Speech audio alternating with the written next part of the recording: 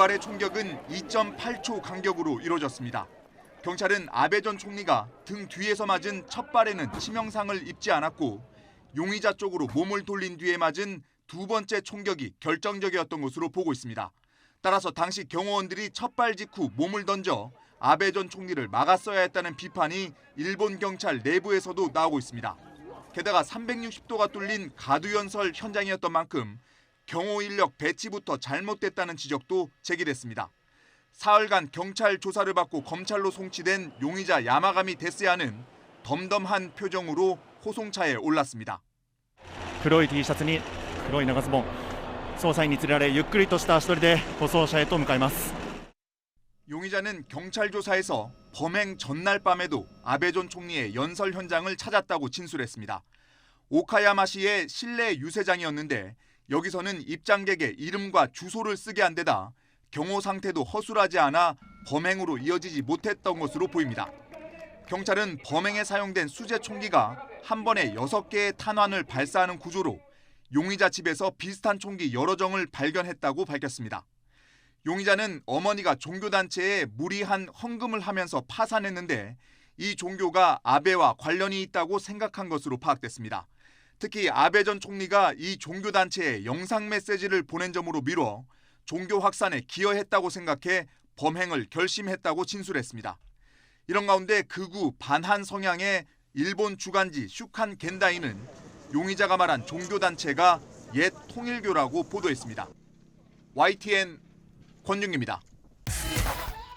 이번에 충격적이었던 것은 일본에서 정말 볼 수 없었던 총격 사건이 일어났다는 점에서 또 충격이 있었고, 그리고 왜 이런 일이 벌어졌을까 많은 사람들이 궁금증을 갖고 있는데 지금까지 좀 밝혀진 거를 다시 한번 좀 정리를 해볼까요? 네, 우선 그 나라시에서 아베 총리가 연설을 하던 중에 이제 총성이 2발이 울렸고 두 번째 총성에 의해서 이제 아마도 이제 화면에 나온 거는 아베 총리 이제 모습이 사라지면서 그때 이제 많이 피해를 입으신 것 같은데 그 당시에 있었던 그 용의자는 바로 현장에서 검거가 됐고 그리고 이제 검찰 조사에 의해서 이 그런 일을 하게 된 경위를 이야기를 하고 있는 걸로 알려져 있는데. 특정 이제 종교를 거론을 했고 그 종교와 아베 총리와의 어떤 연관성 때문에 자기가 본인이 그런 일을 했다라고 이야기를 한 걸로 알고 있습니다. 네.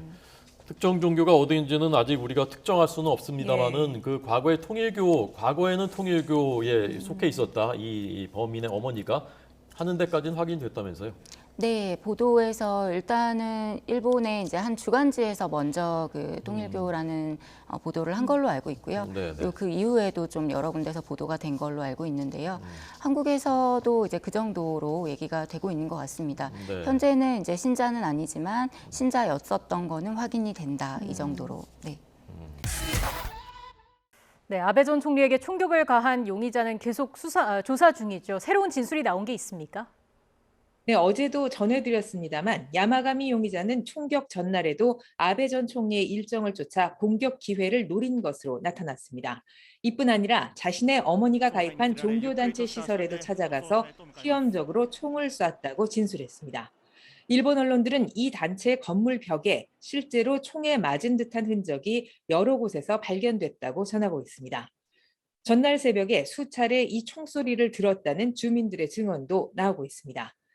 경찰은 용의자 집을 수색한 결과 이번 공격에 사용한 수제총과 비슷한 총기를 여러 개 발견했고 시범 사격 흔적도 찾았습니다. 사전에 치밀하게 준비한 흔적이 수사를 진행하면서 곳곳에서 드러나고 있는데요. 일본 정부는 허술했던 당시 경비 상황을 본격적으로 조사할 방침입니다. 마스노 관방장관은 오늘 오전 정례 기자회견에서 경찰청의 관여를 포함해 문제가 있었다는 보고를 받았다고 밝혔습니다.